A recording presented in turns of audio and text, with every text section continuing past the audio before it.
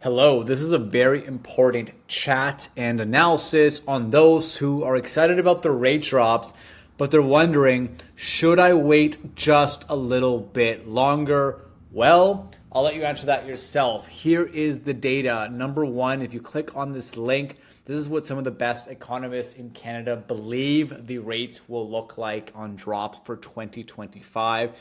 They've been wrong and way wrong before. Take it with a grain of salt.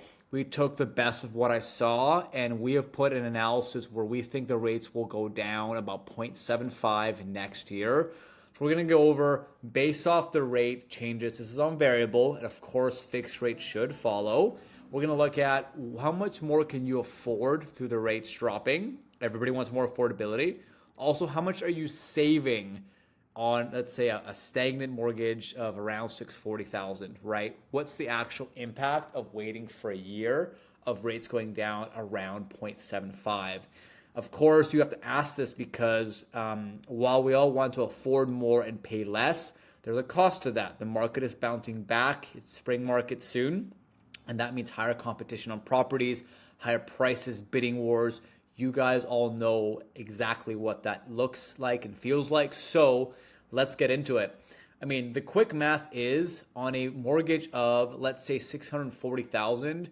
If you got a 4.45, which you can get today at the lowest variable rate of prime minus one, prime is currently 5.45. That would equal about 35, 39 of monthly payments.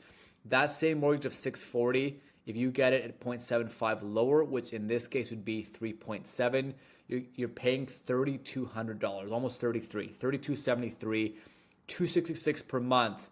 So in a year, if you waited for the same mortgage, same house, you pay 266. At the same time, you afford $50,000 more. You can see in the chart that for every rate drop, projected rate drop, which is highlighted in this sort of pink color, you get about $15,000 of affordability per 0.25 drop. There's about 3 blips when they think it'll happen. And yes, later on, it goes up by a little bit more than 15,000, 20,000 on the last 0.25 drop. That's a general pattern over time. That equals 50,000. So, I mean, you're probably already doing the math and thinking, well, if I wait a year, I can afford $50,000 more. Is that enough for me to afford a significantly better real estate asset? Most opportunities, probably not. And, bigger question is, will the same property be worth $50,000 more if I wait based off competition? It's a possibility. Is all of that worth saving $266 a month?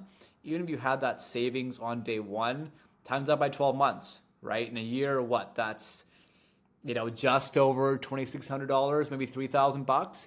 So again, are you paying more than $3,000 for that property you want today? Likely if you wait a year, right? So these are pretty small numbers. Most people are disappointed when they see the impact of how much more affordability and how much less they're paying if they wait a year.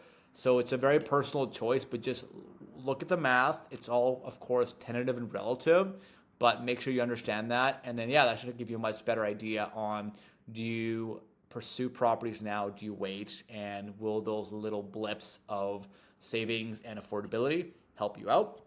I hope this helps you with the bigger picture. Reach out anytime with more specific questions and, of course, updates to this graph, which change over time based off where the market goes. Thank you so much.